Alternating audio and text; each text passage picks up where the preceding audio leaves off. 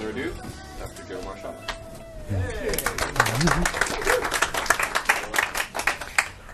Well, good evening, everybody. And hello. Hello, class. Good morning, class. Wow, well, there's a lot of new faces here. Completely different crowd than last week, and which is just great. And for those of you who missed last week, I said, but last month, I guess it was, I'm going to attempt not to cover the material that was in the last mind control lecture. There'll be some crossover, and stuff that I'll have to, touch on and probably give you a quick review on that information so that you can understand where I am and where I'm going. But in the event that you want to kind of catch up to the previous lecture and what was said and what we discussed there, you can see it in pretty high quality at Dr. Joe's video. Dr. Joe's video. And if you go to my website, joemarshalla.com, you go to multimedia, and at the bottom, the lecture, and it has mind control. So you can either get to there, but that'll direct you to Dr. Joe's video. We've had just over 3,500 people watch it since last month. And apparently word is getting out. What's really happening. So, happy anniversary. It is 1 week from one of the biggest mind control exercises that has ever been perpetrated on the human race. And, and happy days are here again. Boy, look at gas prices, huh? Woo! Yeah, only $2 now. It's just like, come on. If those of you, are any of you familiar with Patrick Timpone? And, on his show on Wednesday nights, Andrew Goss is a award-winning economist that he lectures on really what's happening behind the scenes with all of this money that supposedly we're giving to people that is being stolen, basically. But oneradionetwork.com, Tuesday or Wednesday nights, and he has Andrew Goss on there. And listen to the archives if you really want to see what's going on and who's really, paying who off and what's going on there. It's really well done, and it's all public knowledge. I mean, he just takes it from public areas that if you know where to look, you can get the information. And it's just absolutely brilliant stuff. So, I guess I'll have to give a little brief history about me so that you can see where I'm coming from and really why I do what it is I do. And my whole quest to kind of understand life all began at the age of 13 when I got hit by a car. And had a out-of-body experience, and I had an experience that no one could explain, And I went to my priest at my Catholic church, and he was like, oh, you couldn't have had that. It's only through us that you can connect with God or whatever, And it was very frustrating. It was very frustrating. It was about 6 years of just really deep confusion. I finally got to the University of Illinois, where I went to college, and met someone who turned me on to the Tibetan Book of the Dead and various other kind of texts like that began to then give me a perspective, but it still didn't quite explain the things that, I experienced. So subsequently, there was another death experience where I drowned off Maui, and then those were both near-death experiences. But then 6 years ago, I had a fatal heart attack, and this genetic valve closed off, and I was pronounced dead and was gone for over 10 minutes. And then, sheets over my head, and then I pop up, aha, I'm back, and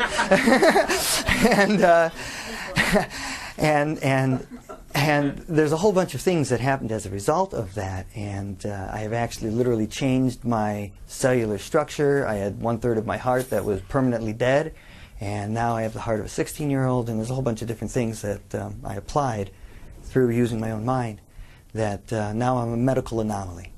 And they look at the pictures of my old heart and my new heart, and they're like, wow, we don't know what happened. And I'm just tapping, oh, good job, guys, good job, and I don't even try to go there with them. But anyways, as a result of that last experience, though, I had a period of time, almost 3 weeks, where I could go in and out at will. I could be here, I could go out, go be here, go out, and what have you, form, formless, form, formless. And I was given, and I played with it. I mean, this was like the ultimate playground, It's just like, whoa!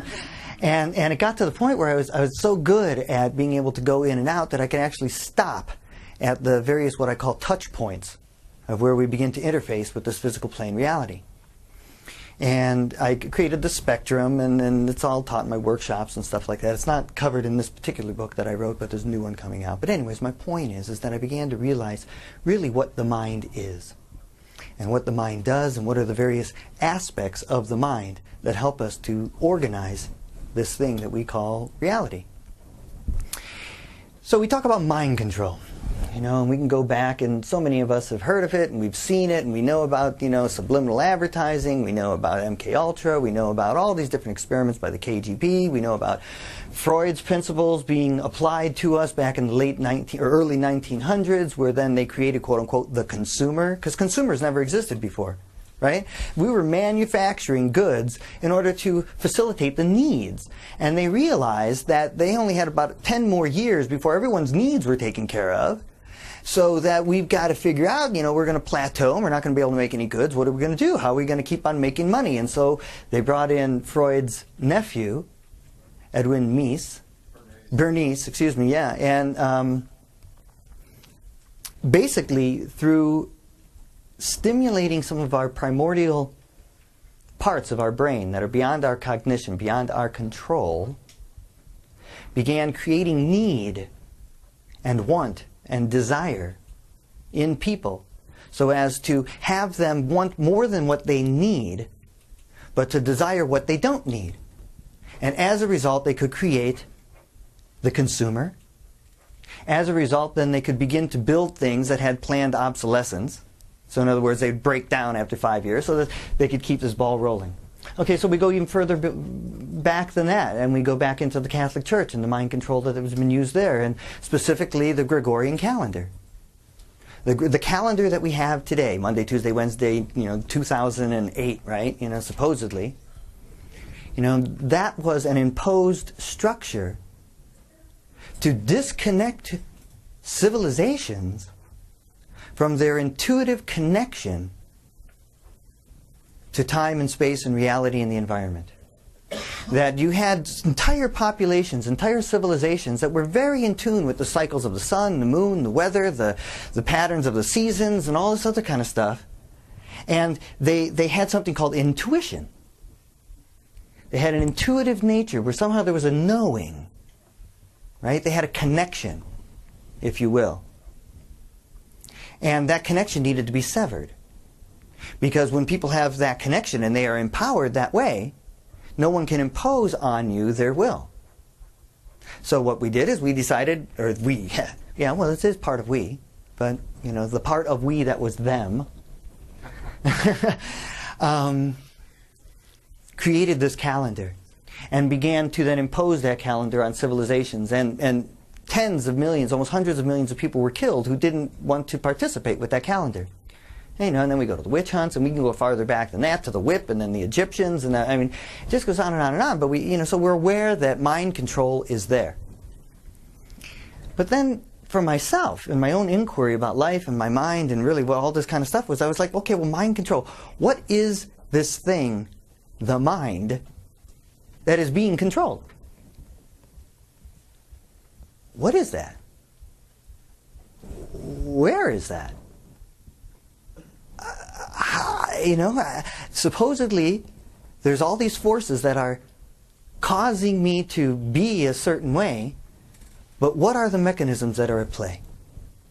And so, in order to really understand mind control, the angle that I come at is to really understand what the mind is. And once we understand what the mind is and how it works and what the various functions are, the various parts of the mind, we can then begin to have a relationship with the things that are on automatic pilot, and then the influences that are causing us to make certain choices and to act in certain ways. I feel like a caged rat. I'm usually walking along this big stage like this, and I've got the cameras, and I've got so I'll use my arms, I'm not Italian either. His name was made up. I'm Czechoslovakian, so just so you know.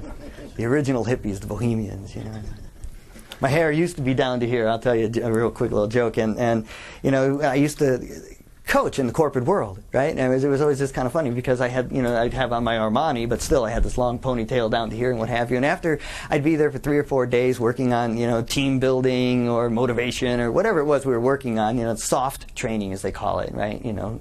And I'd get these, these old codgers coming up to me and saying, you're the first hippie that I got respect for, mostly you smell and, but you got smarts, and stuff like that. It was so funny. So here I was. So then, years later, so here I am, finally the hippie made it into the corporate world, kind of. And so then years afterwards, like 1995, I finally cut it all off. It was just a long story, but I cut it all off. And it wasn't almost like 10 years later. I used to live on Maui. About 10 years later, I went back to Maui. And now I'm hanging out with all my new kind of hippie brethren, right? The burners and the piercings and the dreads and all that kind of stuff. And we're in drum circles and we're going at it and what have you. And then a few days later, after I'm on Maui, finally one person kind of, I get word back that, hey, the straight guy's pretty cool, right? And it's like, it's not about the package, So, that was a totally useless story, but it was fun. So the human mind. Most of us are in here today, I believe. Those of us who are sitting in here, because we really want to grow beyond this sense of, I don't want to even call it a sense of betrayal. We know we've been lied to. We know we've been manipulated. We know the things that are happening out there are not right. And we have this sense, this feeling, this thing that drives us to seek the truth. Some truth, anything, some enlightenment, some light on the subject so that then we can get our heads around it so that we don't feel like quote-unquote victims.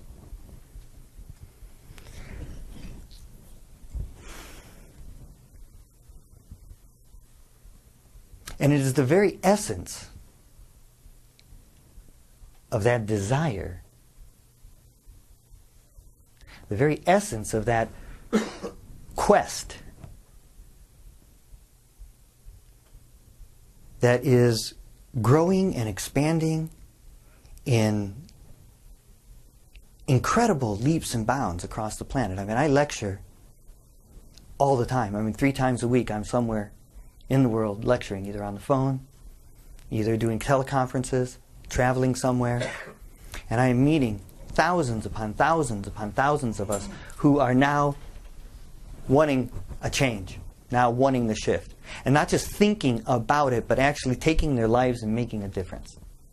And so right now, literally, I know in my mind that there are literally millions of people on this planet right now that we are connecting with, who are having this conversation, having this desire. But that desire, that essence, what drives that? Because before you were 10 years of age, every feeling that you have, every feeling that you hold in your being, that you experience now today as adults, every single one of those feelings you had for the first time, and every single one of them happened before you were 10 years of age. By the time, they say actually 8, but I'm giving it to 10. By 10 years of age, every single feeling that you have had, you had before you were age 10, and then every time you've had it again has been a reoccurrence of that feeling. But you have no quote-unquote new feelings. Now the reason I bring that up is that we look at the sense of betrayal and we want to look at the current circumstances. We want to blame the current circumstances for that sense of betrayal. We want to look at the things that are really making us mad, that when we first woke up, when we began to really realize, whether it was from nuclear power to the fluoride in our water to whatever it was that was the topic, that was the one that finally got you to say, this is messed up. And then begin to work towards finding more and more of that information. The first time that happened was long, long, long, long, long ago. And the reason I bring that up is because as long as we are focused on the current circumstances, the external circumstances, and attempting to move that stuff around and change it and shift it, we're not going to get to the core issue of what it is we're actually trying to change.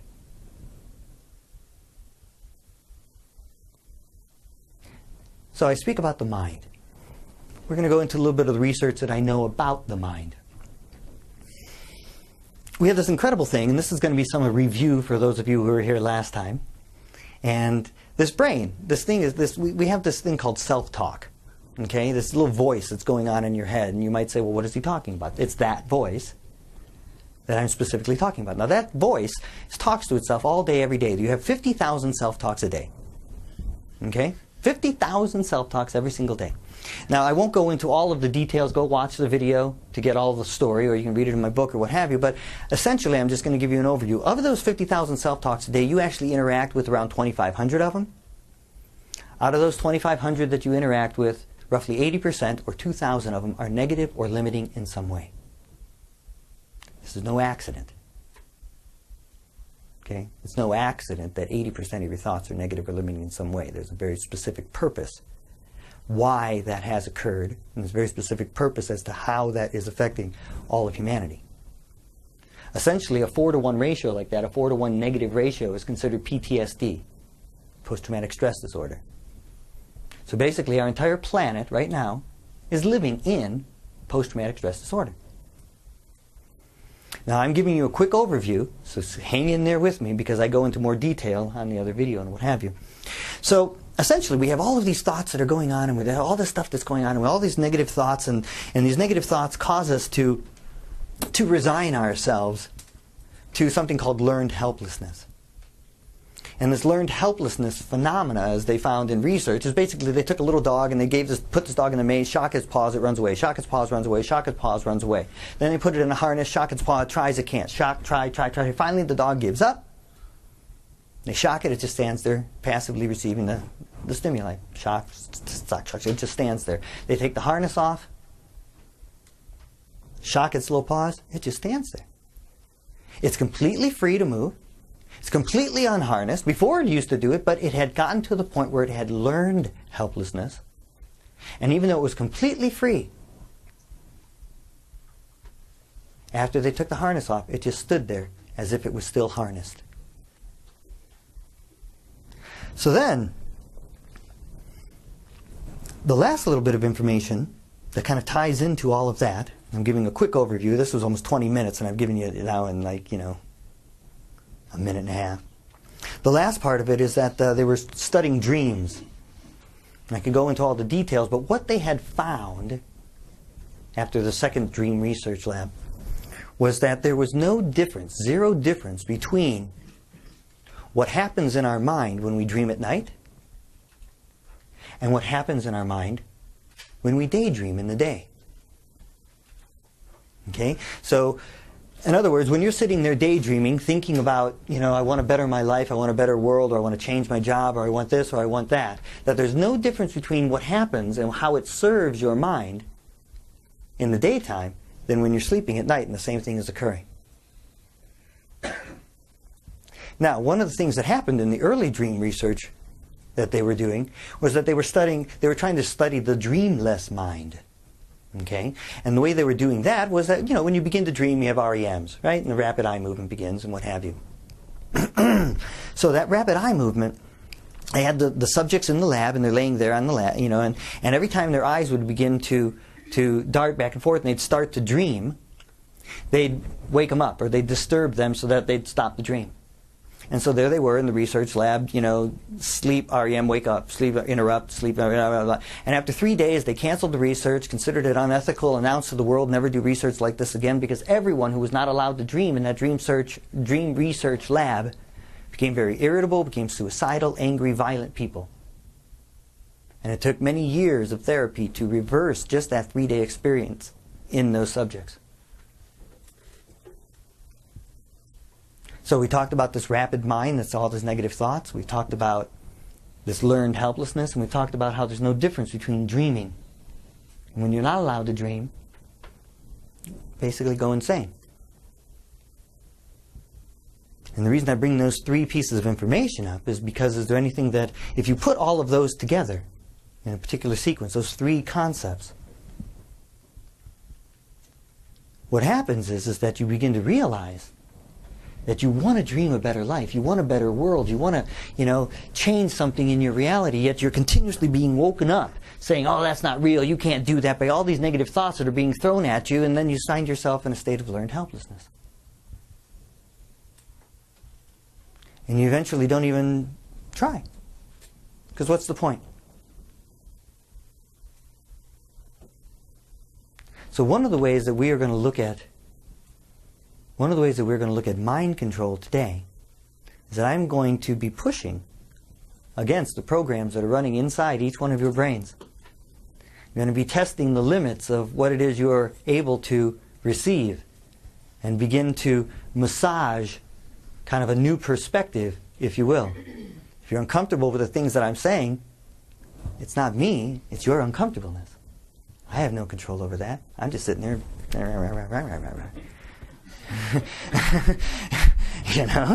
These are just vibrations coming out of this head. Then those vibrations are traveling through time and space and being picked up by these receivers, which then are being interpreted inside this thing. Whatever your particular neuro makeup is and biochemistry is, you're going to respond to these vibrations differently. I have no control over that. But I will tell you that how you are receiving whatever is coming out of here has been shaped. And has been shaped, your parents have been shaped, their parents have been shaped, and it's been going on for a long time. Okay? So, the human mind. What is it? What's an idea? What's a thought? What's a belief? And where do these things exist?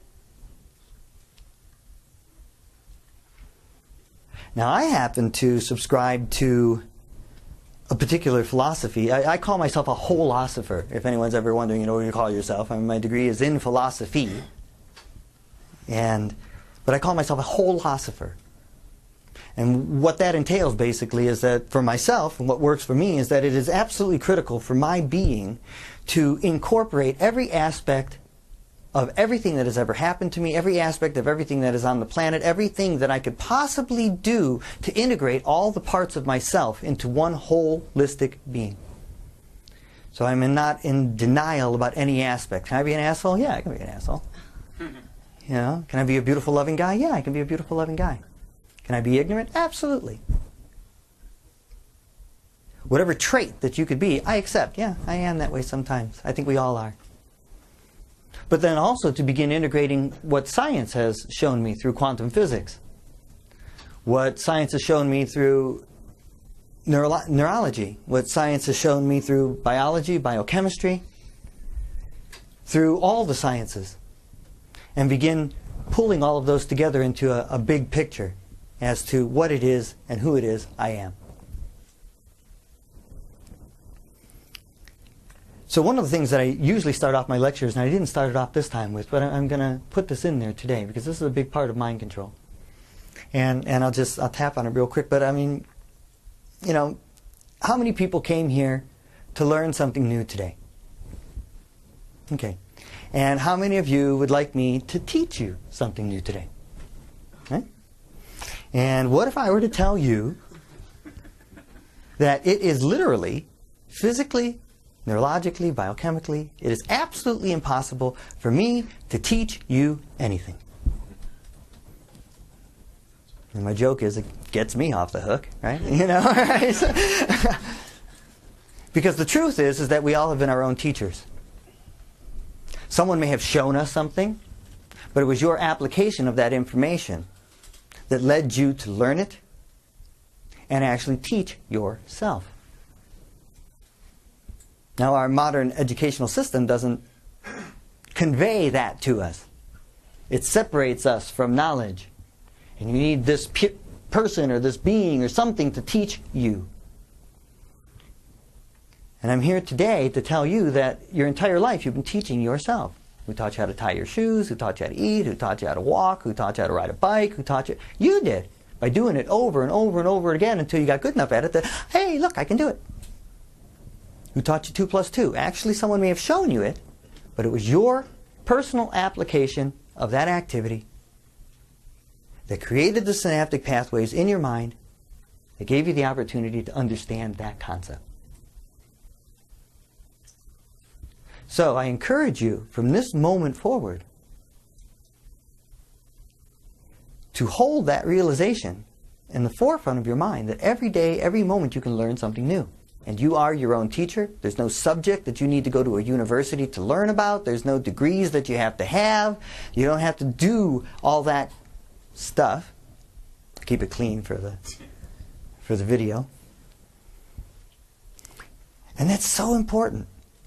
Because so often, like, we'll go somewhere wanting someone or something to teach us. Something to, like good old Barack, he's gonna help save the world, and we externalize that someone else is gonna do it. No one else is gonna do it. I mean, I myself believe it's not too late to change our world. Okay? I hold that to be true. It's not too late, to turn it all around. I can feel that change, right? And we all can feel the change. But you and I, we are the change. Evolution is not something that's going to happen. Evolution is happening. Your sitting in this room is evolution. Every moment is the evolutionary process. What got me my PhD was the discovery of, or the description thereof, in the laws of physics, and psychology and philosophy, was a description of the here now, the present moment that no one had ever done before. And for me, I was just sitting there one day contemplating it, and I came up with this word, repeatlessness. And I wrote it down and handed it in and got a PhD. Woo, I'm making it light and easy because but the point is that there's no two moments, there's no two experiences, there's no two anything that are ever the same. Every nanosecond, every trillionth of a second, every atom, every particle, every aspect of this perceivable and unperceivable reality is changing, growing. It's either shedding energy or taking energy on. It is in constant transformation. Life is, in and of itself, a state of repeatlessness. Repeatlessness. Now, the only place where repeating occurs is through the perception of our minds. But it's not true. It can't be. It's not physically possible. So the past and the future are inevitable, but the past and the future don't exist. And the only place that they are given birth is through our thinking mind. Now, my personal angle on mind control is that if you believe you are that automatic thinking voice, if you believe that that thinking thing, this mind, is who you are, well, then you are under mind control.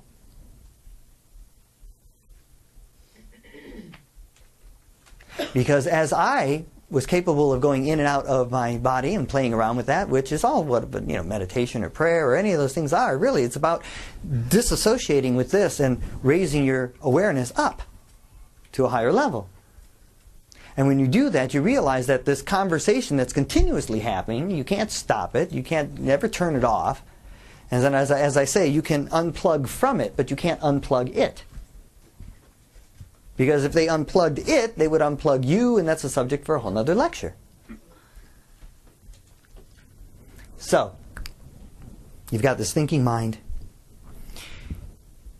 The only thing that really exists is right now. Evolution is happening right now. Even the Big Bang is happening right now. At the outer reaches of, we think about the Big Bang 100 million years ago or something happened like way over there. It's still happening now. At the furthest reaches of our universe, the Big Bang is happening right now, right now, right now, right now, right now, right now. Whole new universes are being created. Now, the reason I bring this up, it's so absolutely critical, is that, you know, in as far as mind control is concerned, it is dealing with parts of your brain that force you out of the present moment. It forces you into the future and into the past. And it divides you from the real core of who you are, what you are, and what is really perceiving. What is really listening to all of this information that's coming in through your senses. And fear, you know, I talk about fear quite a lot. And it used to be this, you know, the acronym FEAR, you know, false evidence appearing real. That's not, I don't like that one. I talked about it for a while, someone said that, and it never felt right. But really what fear is fantasized events appearing real. They're fantasized events. We leave this moment. We don't attend to really what's the repeatlessness of life. And we go out into this fantasized world. And that fantasized world begins to interact with what is our subconscious brain. And our subconscious brain cannot tell time. Our subconscious brain just responds to whatever thoughts that are occurring and creates chemical secretions that go into our body, where then we begin to have the fear response. We begin to have the fear feelings, which then perpetuates more of that fantasy. And it goes on and on and on. So how do we stop this thing? So before we go there, I want to talk about some of the power that your mind actually has. Because each one of us is tapping maybe 2%, maybe 1% of really the power of what our brains actually can do. And so I'll give you an example. In my studies, I came across a group of monks who live in the Himalayas, or the Himalayas. And these monks spend their entire life attempting to get to this highest teachings. There's a particular set of teachings that are considered the highest teachings. So their entire life is spent 30, 40 years trying to get to this one test. And if they can pass this one test, then they can get the highest teachings. So after they've spent their entire life trying to get to this final test so they can get to the highest teaching of their particular, you know, faith and their particular way of looking at the world, the test looks something like this. This group of monks is stripped of their clothing and given a wool blanket. They're led out of the monastery in the wintertime, up the mountain to where the snow line is, and they take their blankets off and sit in the snow, and then a hole is punched in the river, in the ice, and each one of their blankets is dipped into that freezing cold water. It is then brought back to the monk who is sitting in the snow, wrapped around the monk. And the monk's job, his test, is to use his mind to heat his body to the point whereby he can dry the blanket. But not only once, 7 times. So the test begins at sunset, and by sunrise, dip, dry, focus, dip, dry, focus, dip, dry, focus, dip, drip, focus, dry, dip, focus, dry, dip, focus, dry, dip, focus, dry, dip, focus, dry, dip, focus, dry, dip, focus, dry, and one more time, dip, focus, dry. Clearly these guys have got a handle on something. Astronauts control somewhere between 12 and 15 bodily functions. Their oxygen absorption, their respiration, their heart rate, their digestion, with their minds. So if they can do it, can anyone do it? Absolutely. But what is it that they're using that allows them to do that? And the key element in that idea is the idea of focus and the idea of attention. Now, one of the laws that I subscribe to concerning the human mind is what I call the law of consciousness. Okay, what is consciousness? Just real quickly defining what consciousness is. Consciousness is the awareness of being aware. Okay, so you are aware that you're aware. And then we're going to use that as the definition of consciousness. Okay, that you're aware that you're not your sense of smell, your eyes, your thoughts. You're not any of those types of things. You're not even your thoughts, but you're this thing that is observing all of that. Okay, and every now and then we get glimpses of that, and it might be some traumatic event where time slows down in a car accident, and all of a sudden we're like disassociated with this whole thing, and we have these kind of out-of-body experiences. In fact, in 1973, a 280,000 person sample was taken, 90% of which had some type of out-of-body awareness experience like that.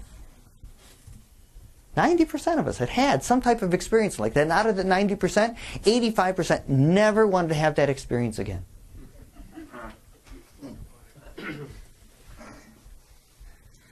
And I submit the reason they didn't want to have that experience again is because we never had a framework to talk about it.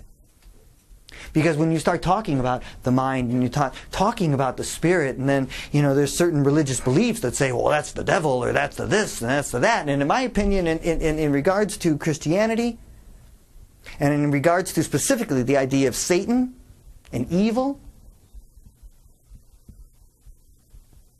the only place, the only doorway for any of that energy, that thought, whatever you want to call that negativity, the only place where that can even begin to get into this reality is through your thinking mind. If you subscribe to that concept, that religion, you subscribe to those thoughts, we are made in the image and likeness of God.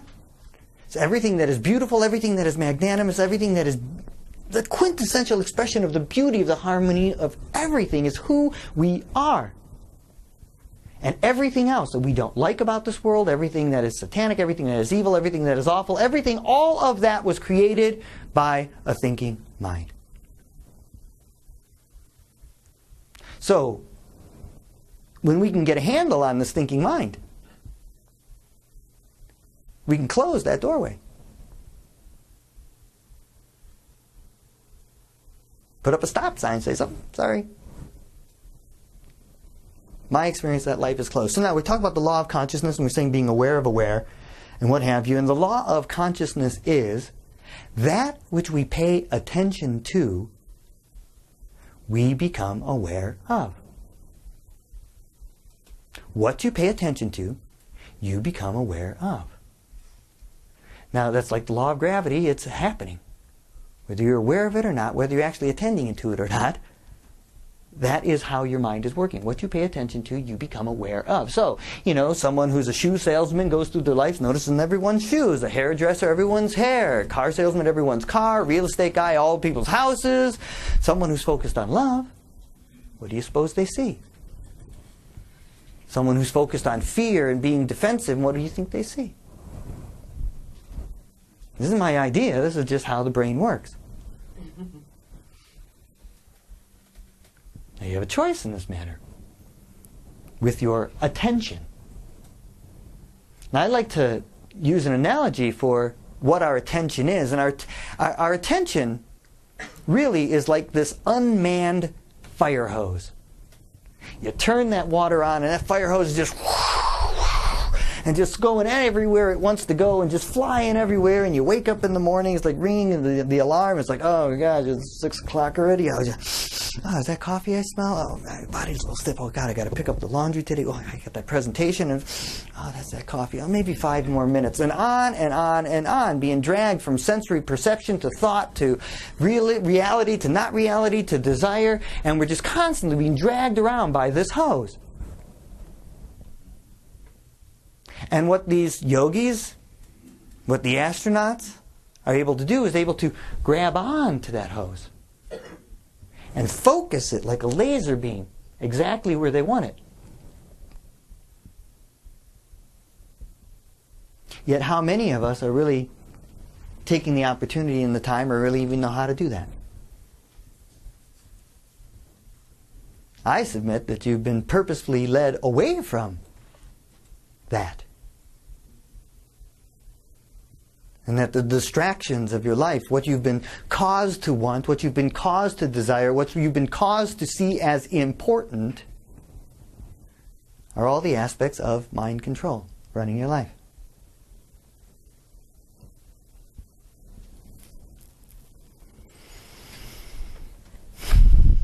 Excuse me.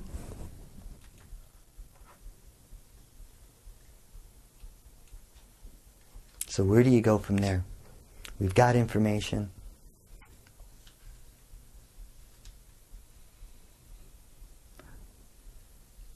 If mind control is anything, in my opinion, it is spiritual warfare. Not religious warfare. Spiritual warfare. With the corporatocracy that is controlling the entire world, we have gotten to a point where we measure our self-worth and our standing in life by the things that we consume, own, occupy, or have. That's who we believe we are, our things. And the truth of the matter is, clearly we're not. And it's absolutely critical that we begin to shift our consciousness in regards to that.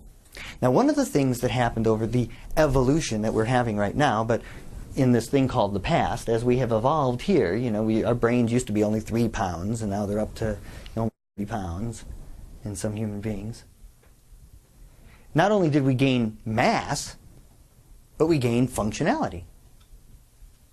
And one of the functions that came with this evolution of the brain as it grew inside this human skull was something that's called the prefrontal cortex.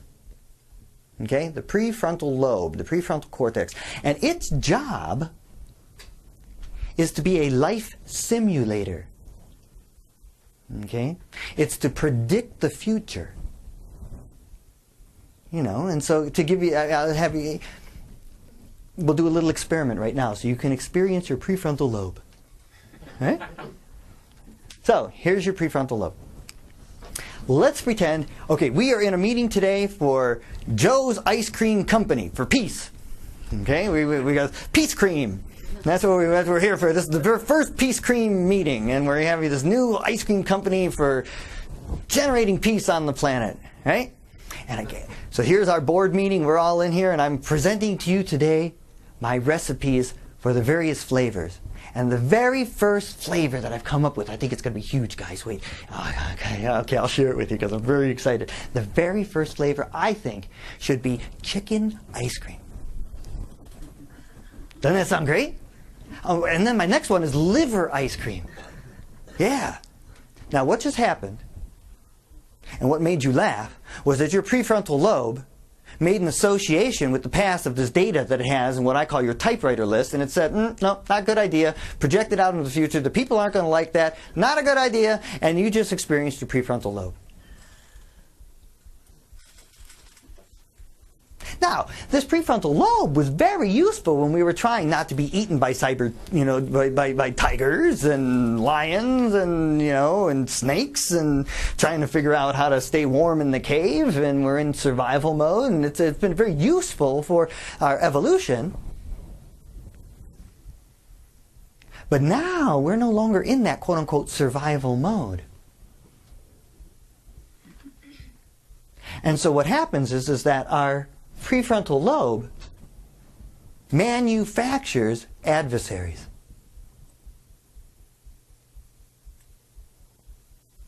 Illusory adversaries. Now, many of these adversaries are actually put in there. Many of these adversaries, as we know, Osama and 9/11, it just goes on and on and on. We could list them, and then we could spend an hour here just listing all of these quote-unquote adversaries that we need to be fearful of, whether it was the commies or it's the this or that, Now,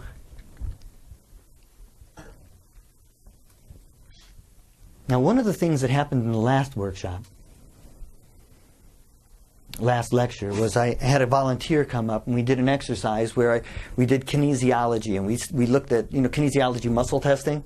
right? And we had someone standing here, and I had them think, I tested their arm for how strong they were. They tried pushing it down. And then I had them think negative thoughts. And I was pushing with my whole hand when I tested them.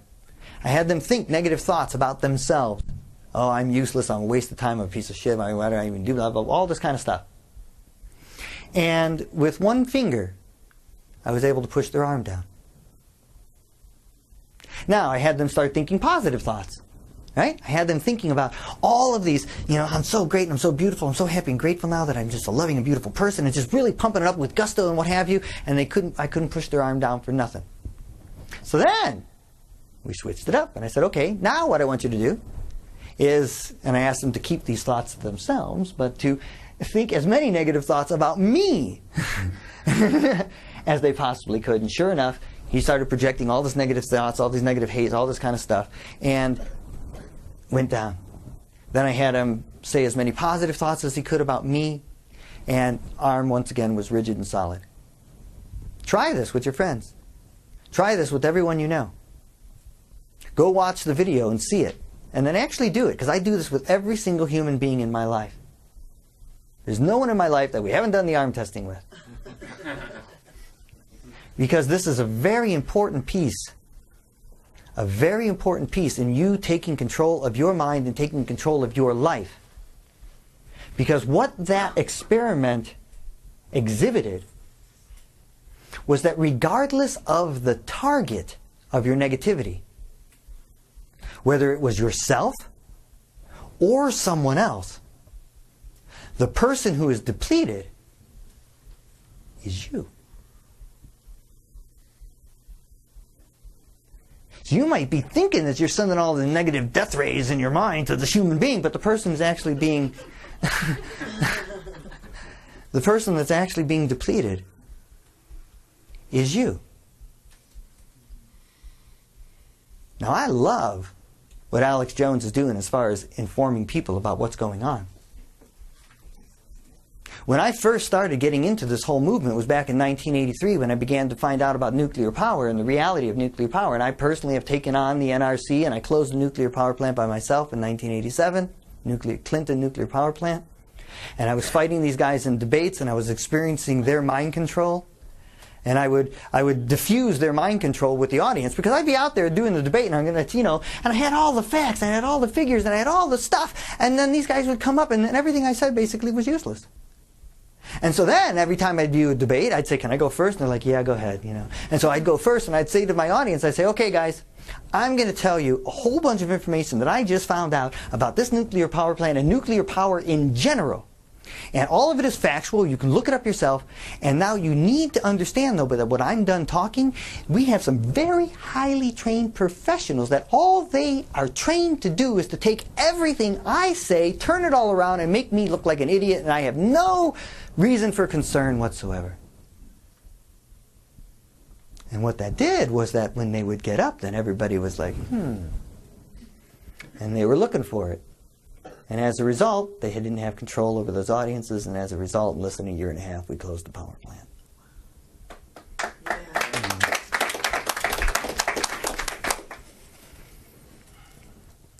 And I share that not just because it's a cool story, but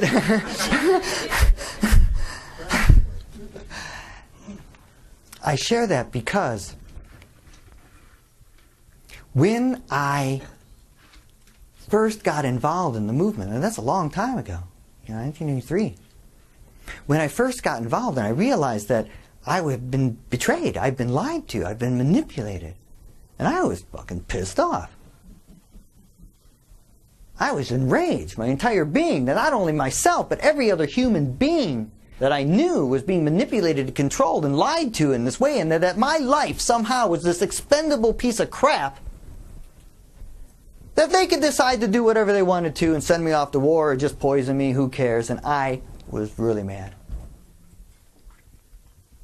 So then I would spend years looking for more information, more stuff to uncover more of the lies and more of the tales and more of all of the mind control and more and more and more and more and more, just to feed this sense of rage. only to realize after doing my research on the mind that what I had been doing the entire time, even though I had been effective in many different ways, that I was playing into one of the main concepts of mind control. They want us to be angry. They want us to be pissed off. They want us to be enraged. They want us to act out in a violent way because we're depleting ourselves.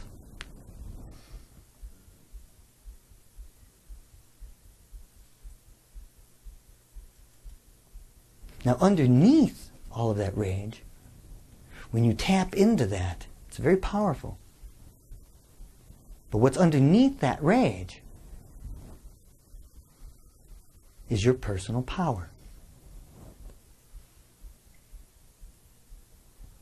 But what we've been doing, what we've been taught, what we've been led to do with that personal power is spill it out. Give it away. Dissipate it. By expressing ourselves in these rageful ways, by filling ourselves with hate and anger, and by essentially just giving away our birthright. Because when you can harness that personal power, you then begin to have the ability to control that fire hose. So it's just not flipping around and being dragged over and all around and in circles and all this other kind of stuff. So please think about that. Please think about what energies you're carrying, what energies you think you're putting out.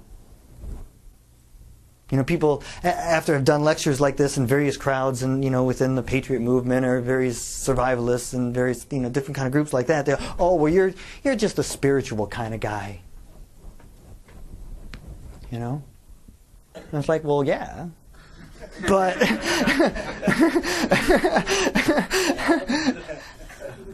and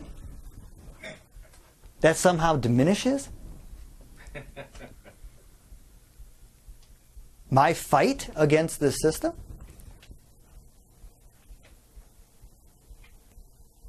One of my role models is you know, Gandhi. Many of us have read and studied the life of Gandhi and what have you, but the key element in Gandhi was the idea that, you know, satyagraha, that peaceful non-compliance. But the peaceful aspect was really critical. And the way he did it, basically, is he just realized that, you know, the British are not, they're going to leave. This is done. This can't be sustained. This is ridiculous.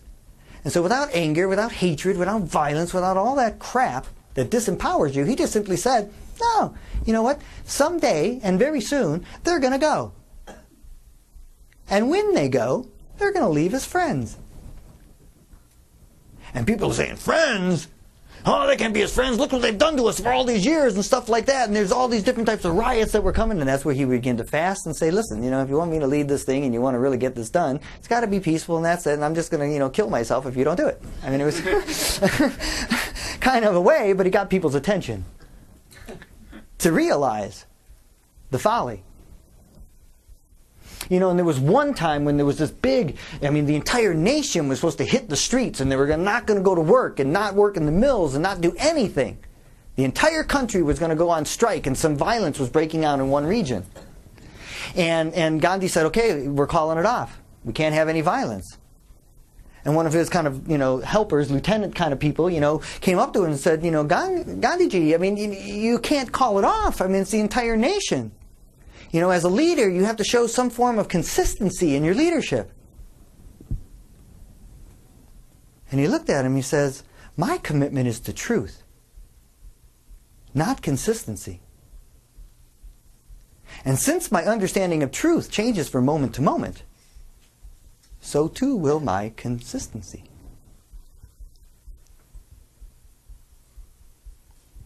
So we've got this mind, this thing that is just going off and just flying around and what have you. And I have this little analogy that I like to use to kind of explain the separation between the mind and its abilities and then this chug-along reality called life.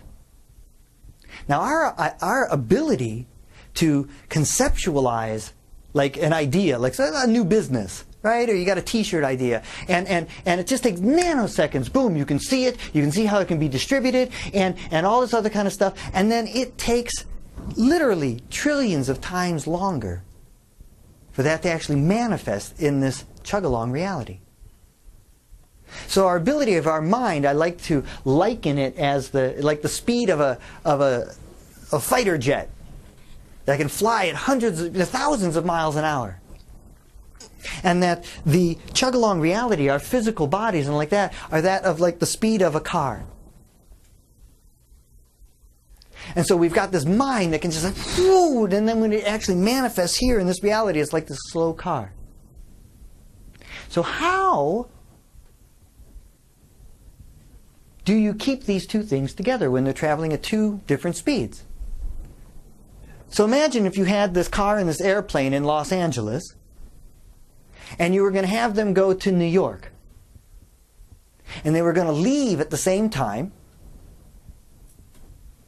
How would you get these two vehicles to arrive, to leave LA at the same time and arrive in New York at the same time? Because if you try and speed up the car to the speed of the airplane, surely it's going to lose control and crash. If you try to slow the airplane down to the speed of the car, it's going to lose it and it's going to crash. So how do you get these two things that are operating at completely different speeds to leave from the same place and to end at the same place at the same time?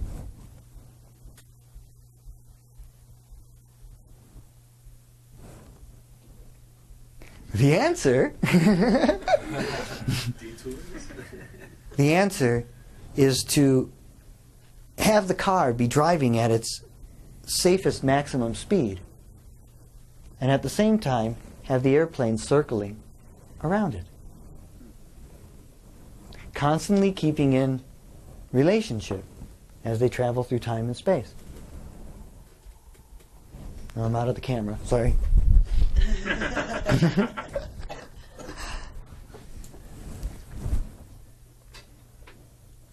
Now this is your mind, this is your life, this is your experience. You come into this world alone, and you're going to leave it alone. I've been given the grace, the blessings, to be able to exit this experience and come back.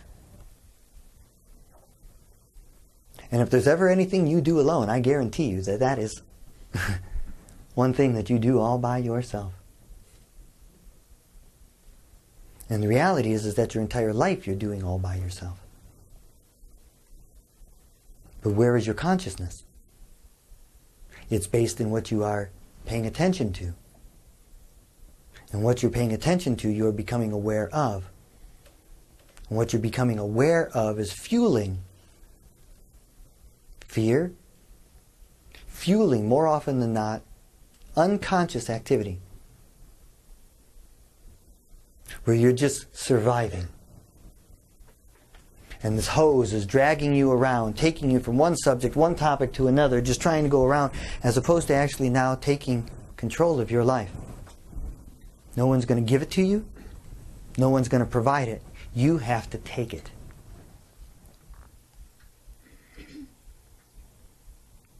Now, there's a million ways to do it. For me, it's been through meditation, through playing music, through doing different types of things, staying very present in the moment. It's so crazy because I have just so much information and I just want to share it all. And if there's anywhere I get stuck in my life is like I just want everyone to get it, and I just want so badly for other people to really just understand that everything that is the most powerful beauty experience of life is who you are, and we just get busy thinking we're not. Because we actually believe we are our thoughts. We actually believe we are that thinking thing.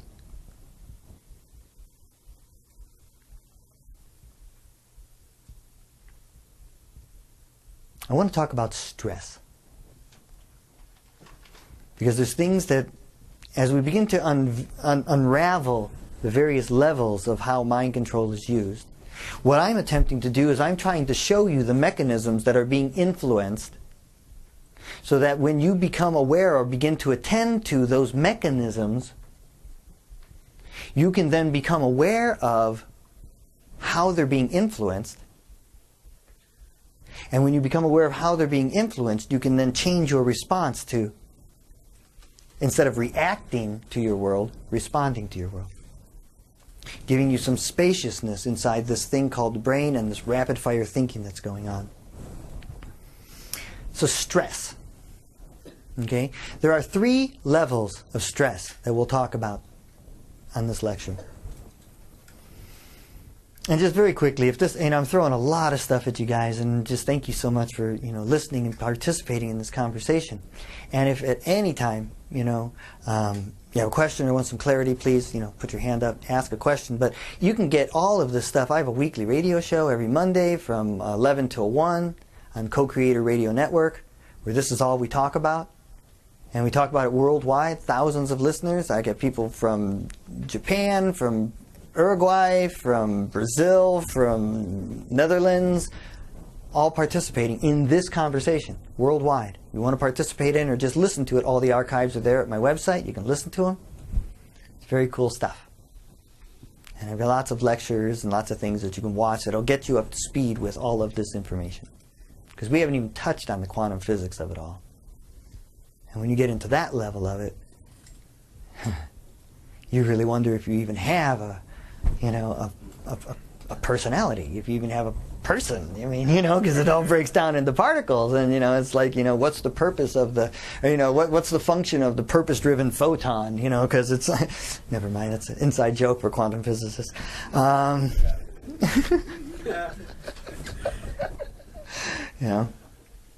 So stress.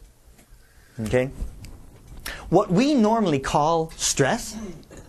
Okay, like when we feel it in our body and we're kind of hot, or we got tension in our neck or our throat, or we're feeling somewhere, and what we identify as stress is actually the second level of stress. There's a step before that physical ramification, and then a step thereafter. Now, the first level of stress is what we call the walk-away response. Okay, so let's say you're in the grocery store, you're going down the aisle, you see some couple fighting over there, and you just kind of walk away, right? You can feel that energy, you don't want to be involved in that energy, you can sense it, and it's just like, and it's called the walk-away response. You see animals do it all the time. A dog's sitting there and something happens, they just get up and walk away. Deer do it before they're going to have birth. They're trying to find that safe place, and if they just walk away. Now, we were not allowed that level of reality as we were growing up. If your parents are pissed off at you or somebody's mad at you, were you allowed to just walk away? I don't think so. I wasn't. So what happens is that we suppress that level of stress. And then that elevates the level of stress to what is most commonly known as what we call the fight or flight. Now it's not just walk away. Now it's, I got to get away from this, or I got to make it stop. But would you lose your job if you dealt with it, your boss that way? Probably. Did your teachers allow you to do that? Did your parents allow you to express that? No. So once again, now the second level of stress is being suppressed, which then elevates us to the third level of stress. And the third level of stress is unconsciousness. And unconsciousness is the mother of all addiction and the father of all suicide. After we have suppressed our walk away, after we have suppressed our fight and flight, what do we end up doing? We have to find some virtual way to cope with the amount of stress that is in our bodies, which leads us to these unconscious activities, whether it's alcohol, whether it's drugs, pornography, rageaholic.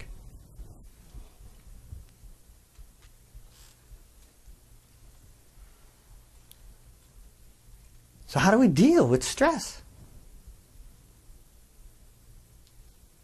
Because part of that polarization that is occurring, the polarization that's you're Republican or Democrat or you're a patriot or you're a this or you're a that or you're an atheist or you're a Christian or you're a Muslim or you're a Krishna or a Hindu or a Buddhist or all the division and all of that.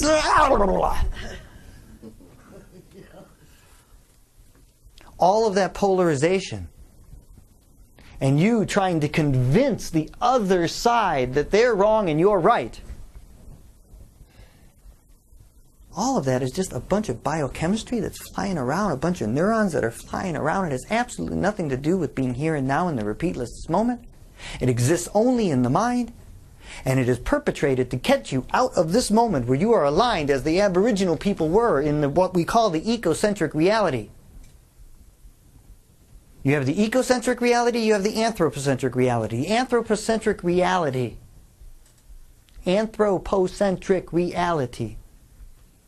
is the concept that man is over nature, that nature is there for man to manipulate and control for his well-being and his good.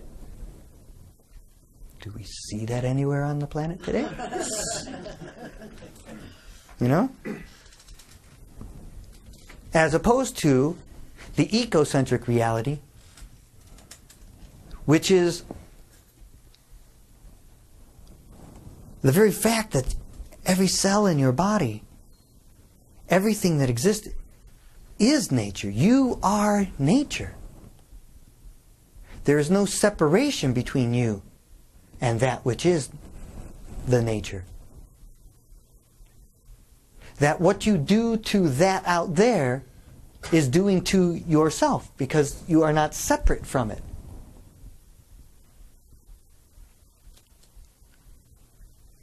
And so in removing oneself from these polarizations and working towards unification and the understanding of the oneness of the being that is here.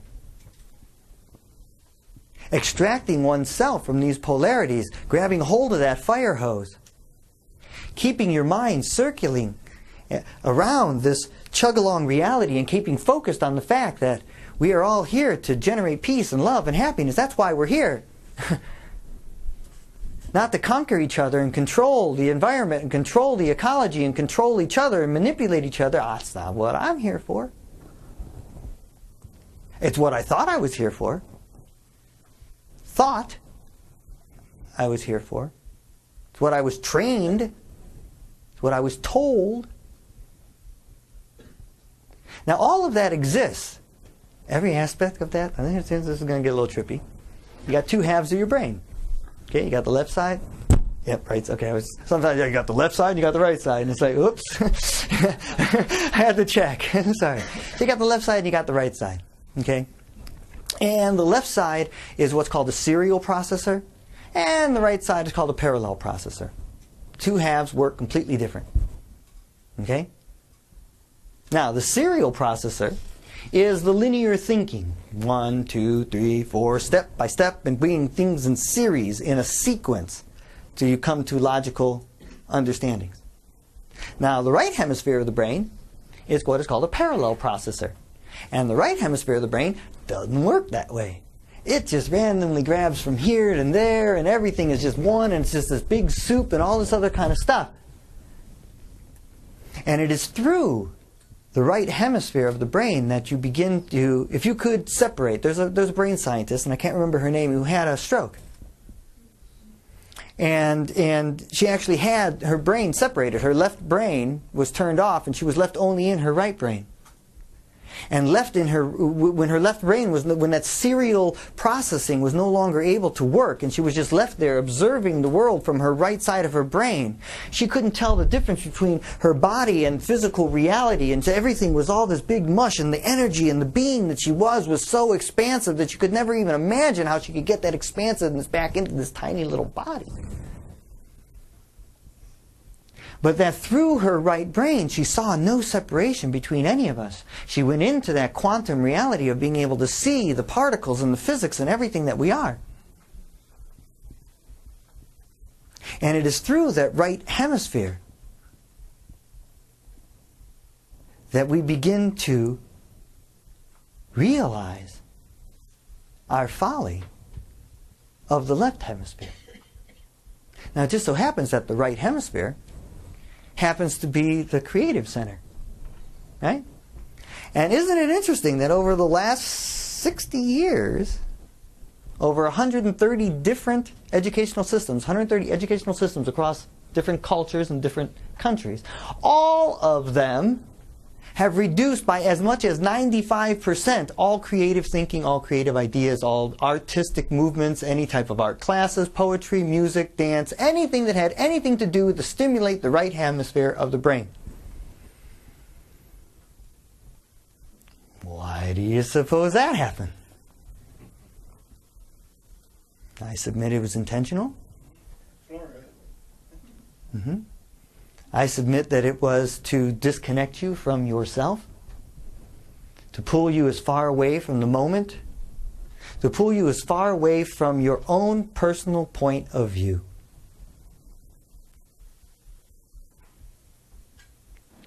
And I share that solely so that you can begin to contemplate the idea that when you are living in the here and now, when you're actually aware of that, when you employ the law of consciousness and you are attending to the very moment as completely fresh and new, you begin to realize that life is an entire improvisation. There's no such thing as fear. And that you actually are creating the meaning. This moment right now has absolutely no meaning. If we were not thinking, there would be no meaning right now. But we generate the meaning. And we impose that meaning. And we impose with that prefrontal lobe. Remember, we talked about this simulator. And if there's any hurt and there's any pain and there's anything that's unresolved from your childhood, your mind is out there trying to avoid it every possible way. You have some moment where your sense of belonging was broken as a child. Generally, between the ages of 1 and 5, you had an experience where your sense of belonging to the family, to the group, to something was severed. In my own case, I was 2.5 years old. I remember it. My dad used to joke with us when we were being silly and we were being crazy. He'd say, you're off your rocker, right? And that was his way of acknowledging that we're being silly and goofy. You're off your rocker, kid, you know? And so, I was that young and my dad was doing something silly and I look at him and say, you're off your rocket. And he thought that was hilarious because I didn't say rocker, I said rocket. So I've got a big family. I'm the baby of the family, right? My sister's 13 years older than me. There's 6 kids. I'm this little kid, never have a voice in the family. And here's my opportunity. My dad says, Joey, come here. Grabs me, puts me on the rocking chair, and he says, Joey, I'm going to get everybody. You stay there. Say it again when I come back. And he runs and he gets everybody, and everybody's looking up, and I'm looking up at everybody, and the whole family's there. And here's my moment to say, yes, I'm going to belong. And Dad says, say it, Joey, say it. And I say, you're off your, and I don't know why I did this. But I said, you're off your rocker. And everybody's like, oh, that's good. And I go, rocket, rocket. And they're like, yeah, that's funny, Joey, you know. And in that moment, my sense of belonging was broken. In that moment, my sense of being able to be part of this family unit was broken. Now what happened is that this prefrontal lobe, as a survival mechanism to protect me, decided that it was going to avoid any other possible situation where I would ever feel that way again. That I never wanted, it felt so awful. I felt so isolated, so alone. And the survival mechanism, it's not anything you can actually choose to happen. This happened to every single human being. There's not a human being on the planet that this doesn't happen to. It's part of the evolution of your brain. It's part of the evolution of your psychology, of all your belief systems, of everything that is controlling your life today happens as a result of that sense of belonging being broken. It is what is known as an inciting incident in the primary development of your personality. So each one of us, well, I'll just stay with myself. So for myself, this awful feeling of having the sense of belonging broken, I don't want to feel this way again. It feels awful. I'm isolated. I'm all alone. It's just, And so my mind then begins to develop what, in one technology, they call the winning formula. Okay? And the winning formula is how I'm going to avoid this for the rest of my life. So I've got this prefrontal lobe that is now actually out there looking for anything that resembles anything that could be causing me to ever feel separated like that again. And my entire life is driven by this thing that is attempting to avoid stuff.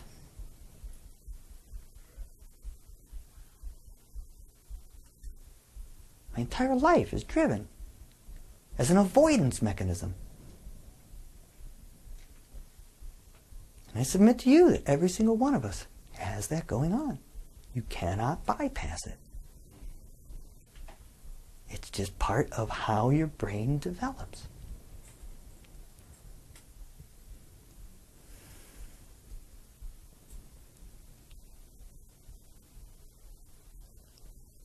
Now, as a result of understanding that, I realized, wow, that's fucked.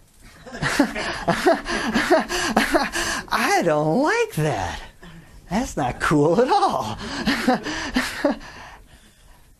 And that instead of being able to be here in the present moment where everything is fresh and new, and being able to embrace life, and embrace people, and embrace love, and embrace growth, and embrace humanity, embrace the unity that we all are, I'm sitting here trying to avoid pain, trying to not take responsibility for stuff. And I do this in my workshop, but I'll give it to you right now. You want to identify what your winning formula is? I'll just give it to you, because I'll throw it out there and you can play with it, and you want to come back to me about it, we can go into depth. I mean, we spent 2 days on just this one thing that I'm going to give to you right now. But the way you can identify what your quote-unquote avoidance mechanism is make a list of all the ways that you can be counted on for.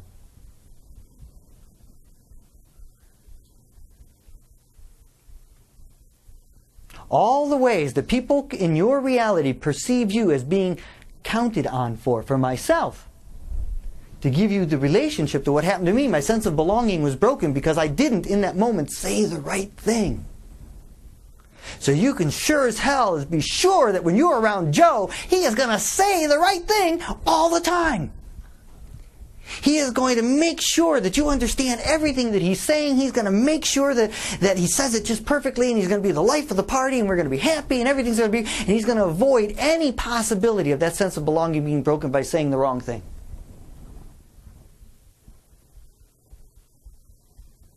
So if you want to begin examining these types of things, have a look at that list. Now, it's not a bad thing that I happen to be able to, be pretty gregarious and say the right thing at all. That's not a bad thing, but where is it coming from? Is it coming from a place of avoiding everything? And if I start seeing something develop, make sure I make those phone calls so it doesn't go in the wrong direction, so that I'm not to blame for something, and I try to see this is going on over there, and I'm manipulating my entire world.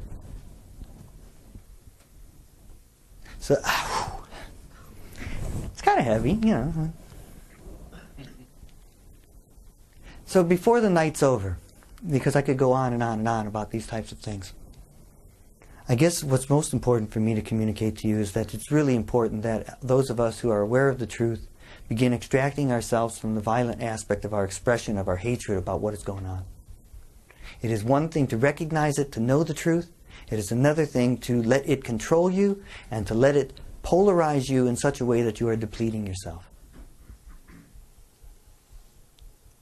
I can't be any more plain than that. Apparently I died in order to give you that.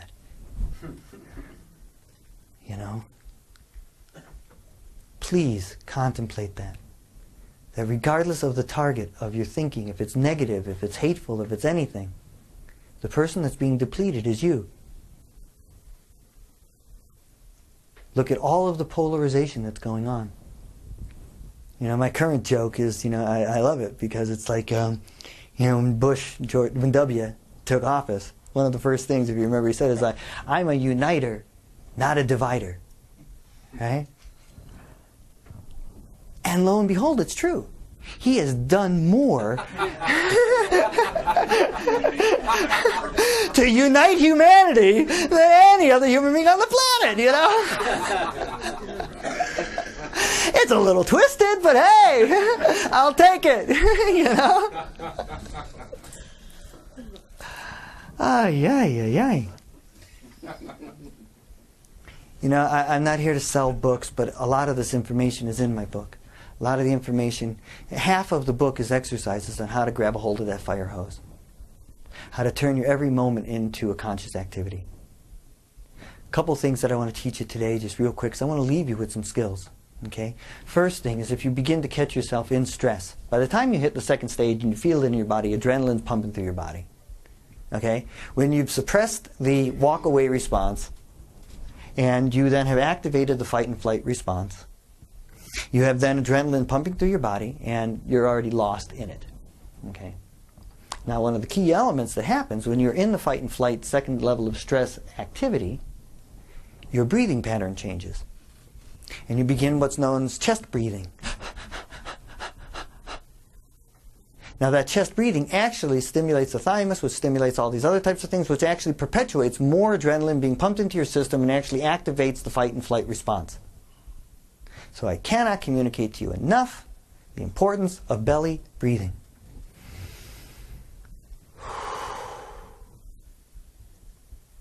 Actively pursuing breathing into the entire chest cavity of your body. Especially when you're feeling angst or anger or something going on, watching TV or some news story or some other thing that you've gotten. Keep yourself here. That's what aloha means. It means belly breathers. And they're always like, shaka, you know, relax. I lived in Hawaii for quite some time. But I want to teach you something right now about your mind. And this particular research actually ultimately kind of became, it evolved into what is known as neuro-linguistic programming. You guys may have heard of that, NLP. But I'm not going to talk about NLP. I'm going to talk about the research that actually was the birthing place of NLP. And what researchers were finding was that depending on what type of memory that you're entertaining, what type of, you know, wherever you're gaining access in your brain, in your mind, what the information that you're trying to gather, it comes from different areas. And when you are accessing that information, your eyes actually will look in different places, different fields within its you know, visual field. So when you're remembering a smell, you'll look up and to the left. When you're remembering something that someone said, you look down and to the right. And when you remember, and so this is how police and interrogators can tell if you're telling the truth or not, because they'll ask you very specific questions. They'll ask you a question to give them information, and they'll see where you're gaining access from it. Or they'll ask you information about a particular shape or a picture that they want you to do, and they'll see if you're making it up or if you're actually recalling a picture, and they can tell. I mean, this has been used for years. So the point is, while our fire hose is going like this and doing all of this and just dragging us around, how do we still that mind? How do we get it out of accessing information and projecting and pushing forward and what have you? So I'd like everyone just to put your feet on the ground for just a second. Because the way you slow this thing down and the way you begin to generate and emanate that peaceful state where that mind's not dragging you around is to learn an exercise that is called the soft gaze. I call it the vision meditation in my book. By holding your eyes still and not allowing them to move around, you actually slow the brain down. But there's a very specific way in which you do this. Okay? Your eyes are little cameras. Right? And those little cameras are shooting out like this. And they're picking up light that's coming inside. Then 120 times per second, your brain is going back and forth and back and forth and back and forth between each eye like that. And then it's building this holographic image inside your brain. You actually think you're looking out here, but actually you're seeing everything in there, right? You don't see anything out here. You see it all inside with this back and forth, back and forth, back and forth, back and forth, back and forth. So this exercise is to teach you how to see what the cameras are seeing, not what you're looking at. Say that a different way. You have a screen inside your head. I say, okay, everybody, see a pink elephant. Now you're looking at me, but you can see a pink elephant. See a baseball bat. You're looking at me, you can see a baseball bat. What the hell's that all about?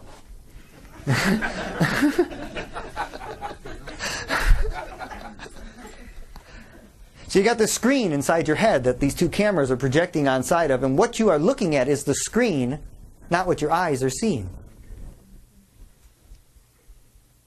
What you see is what you look at on the screen, not necessarily what the cameras are seeing. So we're going to learn today to look at the information that is coming through the cameras.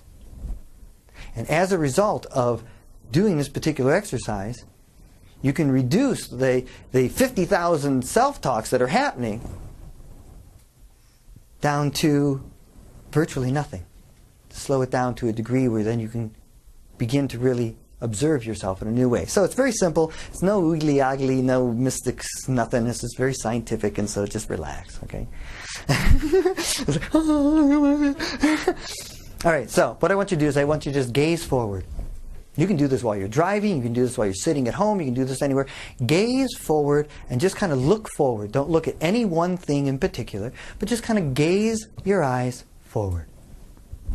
Now, without moving your eyeballs, so just keep your gaze looking forward. See everything that's above you. So you're still looking forward, but now you can see everything that's above you. You can blink if you have to. If your eyes get a little dry, that's okay. Now, without moving your eyes, you're gazing forward. See everything that's above you and see everything that's below you.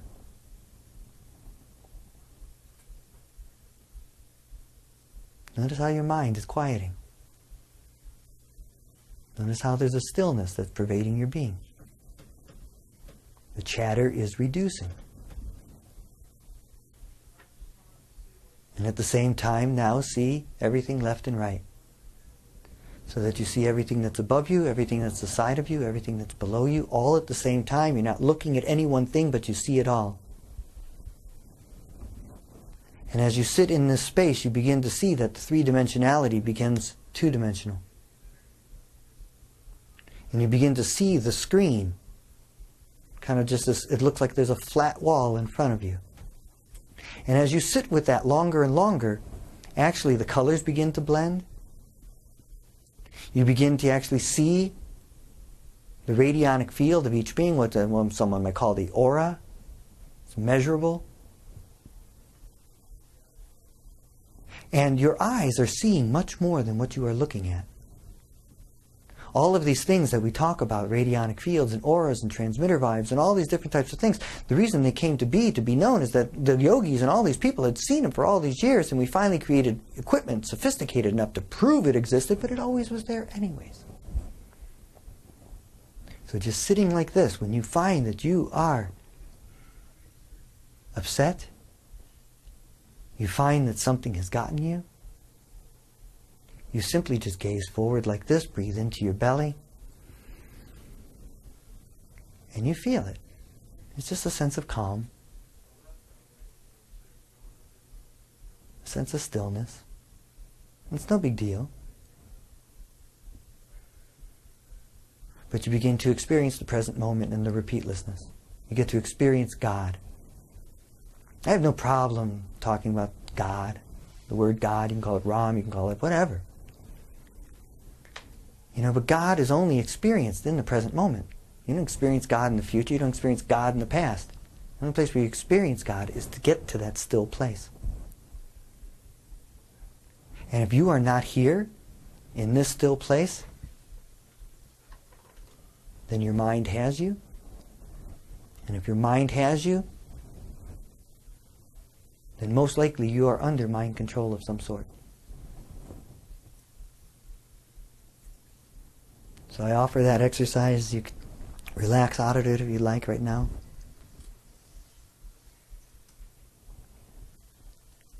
But this is where we're headed now, guys. The evolution of consciousness is getting beyond the mind. If we are to be successful in transforming this world into the world that we want it to be, we cannot do it from that depleted state. We cannot do it from that anger state. We cannot do it from this opposition. I guess the only ways that we can really look at it is that that you got two choices. You can be part of the polarization or part of the unification. And I was part of the polarization. And I was feeding into the machine. I was feeding into what they needed me to be so that I was a depleted warrior.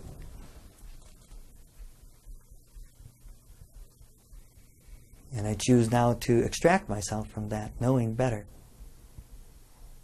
You know?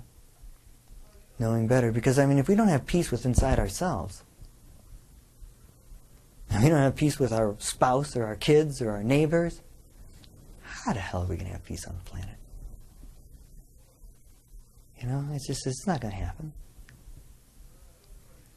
So beginning the process of learning that your mind has been this thing that's been dragging you around like this fire hose and it's been out of control, and finding ways to still it, finding ways to begin to observe it,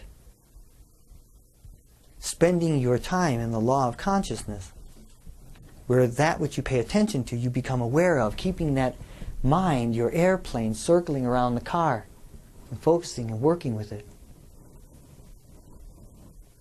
I do a whole series of different types of affirmations. I have products up to yin yang on how to work with your programming in your brain and how to begin to reprogram it.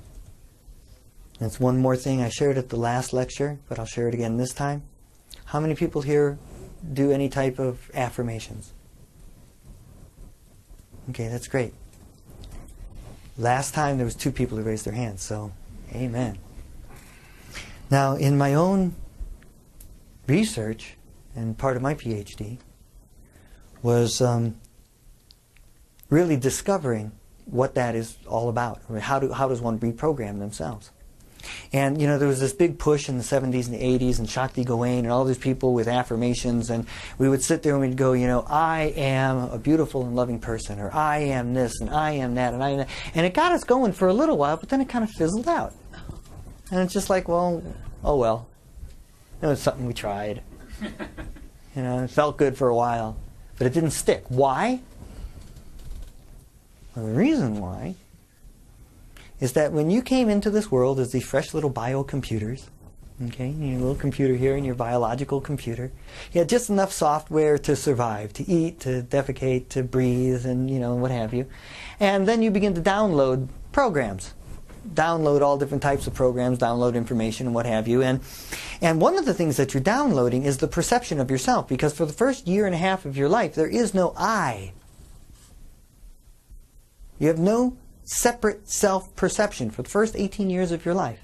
You and your mom are this singularity, and every now and then the other blobs, your dad or your brother or something, you know, kind of take you away from that singularity, but there's no differentiation between you and yourself. Now, your entire identity began because of other people defining who you were.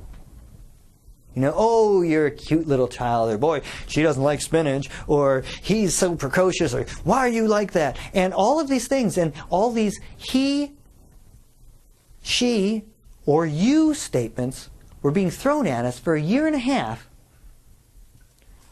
whereby then all of a sudden this magical thing happens when we begin to separate. And we begin to have this identity, but all of the identity is based on all these you, she, and he statements. That our identity was given to us by other people's observations, not by something that we created. We didn't even want it. We didn't ask for it. You know, we were just like cruising along, and all of a sudden, oh, I am this. I like this. I don't like that. And this whole thing is just like, boom, it just turns on one day, and all of it was given to you, was put in there. It was, it was forcefully downloaded. Yeah. And then they plugged you in, and all of a sudden, boom, I. So, in doing your affirmations, if you ever do them ever more, or you begin to work with them, whatever it is you want to reprogram in your brain, it is very important to do what I call the tri-voice technology. That you work in the first, second, and third person voices when doing your affirmations. So the example is, you know, I, Joe, am a loving and beautiful person. You, Joe, you're a loving and beautiful person. He, Joe, he's a loving and beautiful person. I, Joe, am a genius at whatever I do. You, Joe, you're a genius at whatever you do. He, Joe, he's a genius at whatever he does.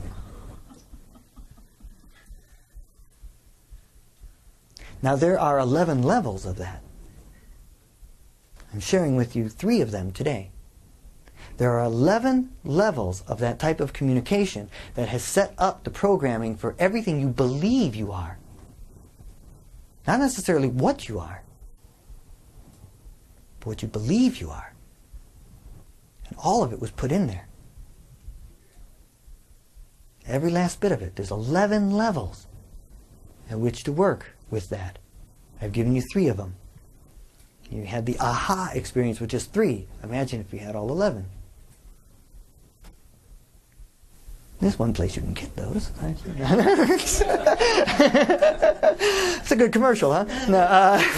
No, but I'm trying to give real-world, tangible things that you can begin to do. So 1, we're talking about the belly breathing, relaxing yourself, getting yourself out of stress. When you recognize you're in that second level of stress, know that you are possibly, if you don't, 1, go burn that second level of adrenaline out by punching a bed or doing something, or just, just getting it out of yourself so that you actually burn it off. Realize that you are on your way to the 3rd level, which is unconsciousness, and most likely you're going to start doing some type of addictive behavior. Okay? So to bypass that, to not get into those stress levels, to not allow yourself to be elevated into those unconscious behaviors whereby they want you to be. Okay? They don't want you to be there. Out of control. Yeah, absolutely. To do the vision exercise, to begin doing affirmations, to begin working on reprogramming yourself, keeping that plane around your car, keeping it focused here and now, remembering repeatlessness, catching yourself when you're getting that angry towards someone else, when you're trying to convince someone they're wrong and you're right, you're depleting yourself.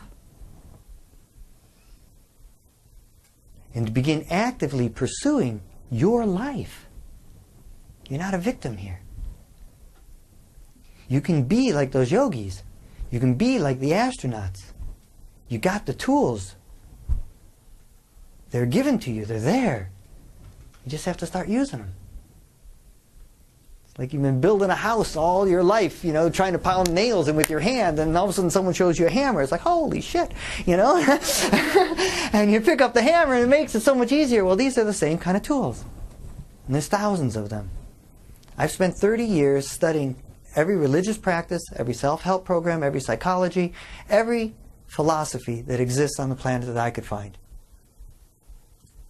Spent well over $350,000 attending every workshop, every lecture, everything that I could find about human consciousness. And I boiled it all down to my book. That's what it is. It's finding all the actual tools that you can work with, the actual tools that you can begin to facilitate these changes in your life. If you don't want to buy the book, okay, go ahead and watch my videos on the website and stuff like that. You'll start to glean some of it. But it's in there. I do workshops too, and we can get to that another time. But if there's any goal, my whole life, the only purpose I can find now for my existence is to uplift and nurture all life on the planet. I can't figure out any other reason to be here.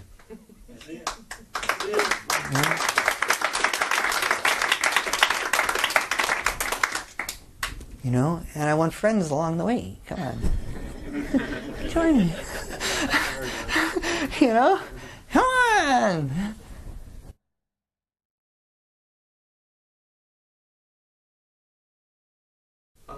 And I guess the question I have is, what work do you do in terms of the 11 stages you were talking about?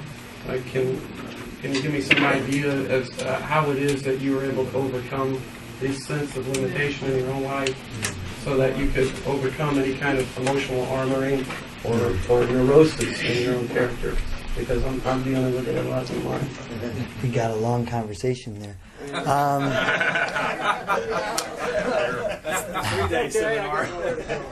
Well, yeah, no, there's an entire process of what's called equilibrating. There's something called the quantum collapse. And I've taken some of the things that I have developed and something that John Demartini has developed. If you're familiar with John Demartini's work, Dr. John Demartini. And essentially, when you get into the quantum physics of your brain, okay, you're dealing with particle physics. Everything that's happening within your brain is particles interacting, okay? And thoughts themselves are, in fact, particles. You can actually weigh a thought. A thought actually is a physical attribute, and when we get into I always get, talk about diet, Overthinkers Anonymous, sign me up. I mean, lose some weight of these thoughts. But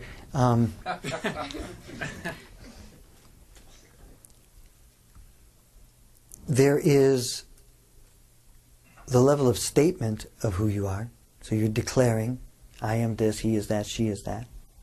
There's the level of belief of who you are. I believe I am this, you believe you are that, he believes he is that. There is then the knowing of that. I know I am this, he knows he is this, you know that you're this.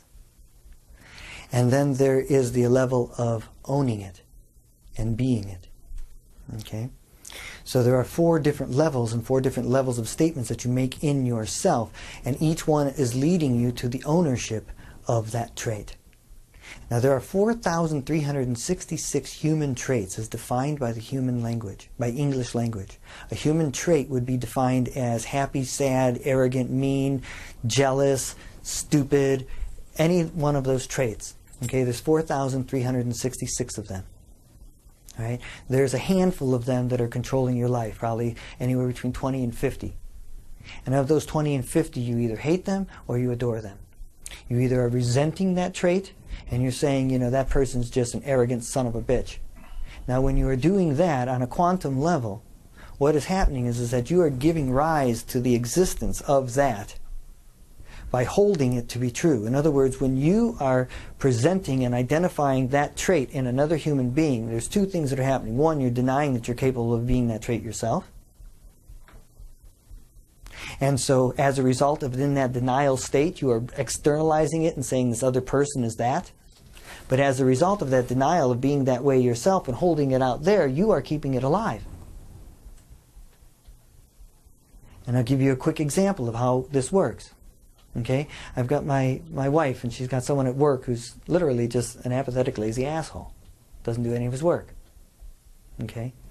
And so we said, okay, well, let's do a collapse on that. So what's the word that's bothering you? What's the trait that's really got you? Okay? And so this is what we do in my 2-day workshop, where you learn how to do this skill with every aspect of your life. You dissect your entire personality. You understand what it is, and you understand all the traits and things that are driving you. And this is what we do. And you learn how to do it.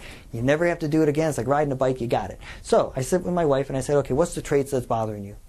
What's the thing that's really that you've got to charge with? Because we put a charge to it. We give it some energy. And the charge that she came up with was apathetic. Okay, he's just apathetic. He doesn't want to do anything. Doesn't want to, what I mean? He's just lazy. I said, okay. So now, has anyone ever seen you as lazy in this world? She's like, well, okay. I said, so she lists them, and so we go through and we see all the people that have seen her as lazy in this world, so that she can identify and begin to equilibrate, because all of this is happening on a bio-neurological quantum level. In other words, everything that you don't like, these feelings that you're feeling in your body, are actually chemical sensations that are happening inside your system. And you literally can apply a specific series of thoughts that will send out chemicals from your brain to neutralize those yucky feelings, as I call them. That's a technical term. And when you've neutralized those yucky feelings, you then have the aha experience, and that charge no longer has you. So she has this yucky person, and they're lazy. I'll just use that word. They're lazy. Okay, has anyone ever seen you, honey, as lazy? And she goes, yes. Okay, who? And so she goes through and she pinpoints all the situations in her life where she's been seen as lazy. Okay, so now I say to you, how, honey, my wife, how is his being lazy a benefit or service to you?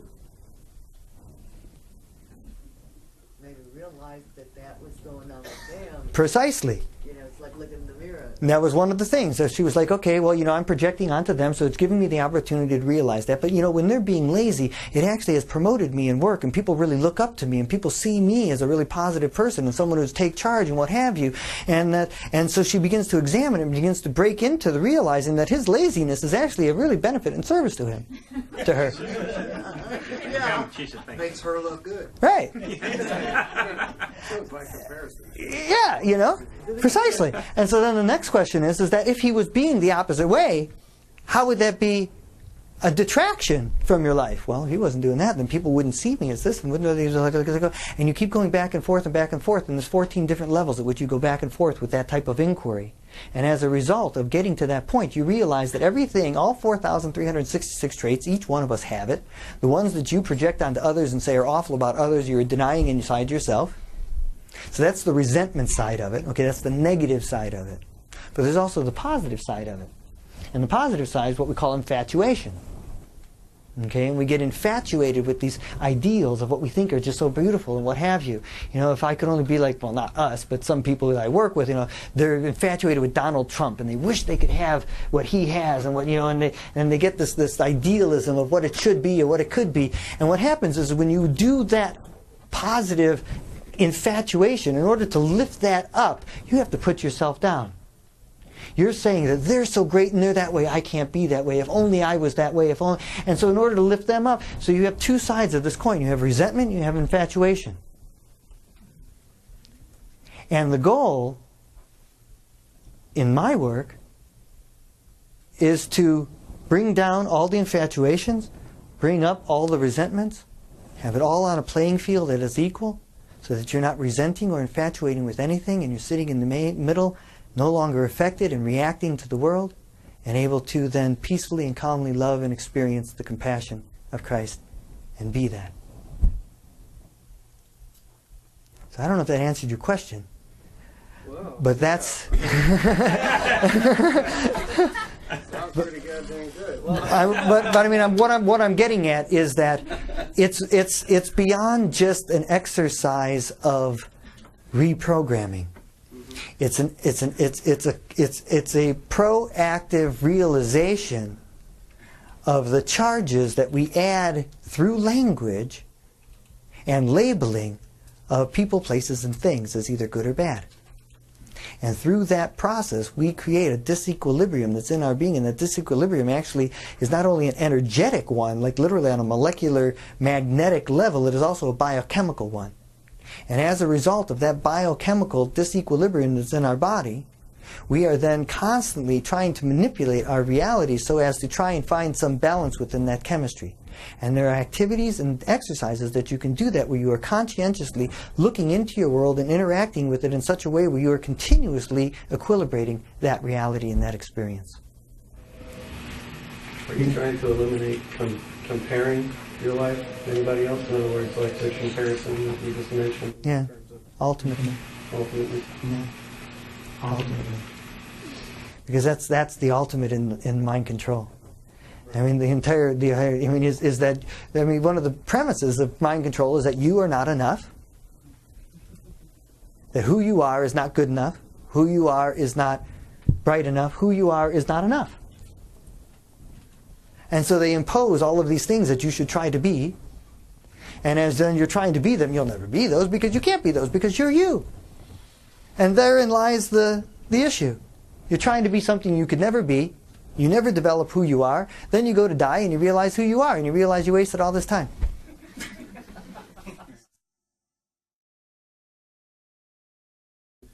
How do you find your unique self? What's your purpose in life? I mean, how is it that you can both achieve like the agents of your own ego, but yet not be dominated by it? I guess is what I. Yeah. Well, the key element, I mean, and I talk about this in the book, and I talked about this in the last lecture, is that I liken the mind to a room. Okay, that your mind is like a room, and all this stuff that you've gotten that you're trying to organize right now are like all the furniture all just strewn all over the room. The couch is over here, the lamp's there, and the plants are here, and there's wires over there. And in order to move around the room, you've got to like climb over all this stuff and around all these things and kind of get like that. And so these exercises, these mind exercises, and these awarenesses that you are adopting right now and experiencing are about cleaning up that room. Okay, are about organizing that furniture so that you can move around the room pretty easily without having to do all of that kind of stuff. You've got the room kind of cleaned and organized. Well, the problem is that that's where psychology stops. Psychology stops with just organizing the room, whereby then you don't even realize that outside the room exists.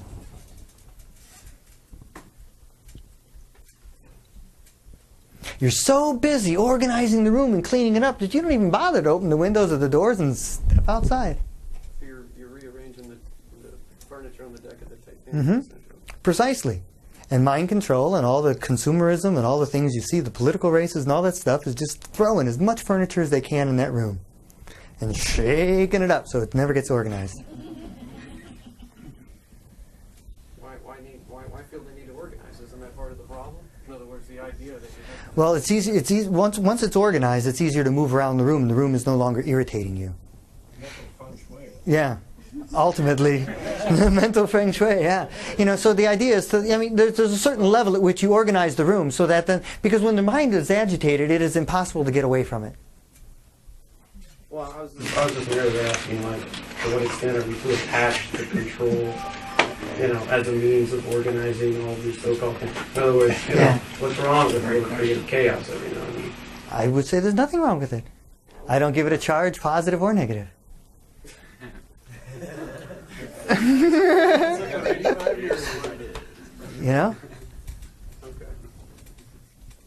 So, okay, listen, we could go on and on and on.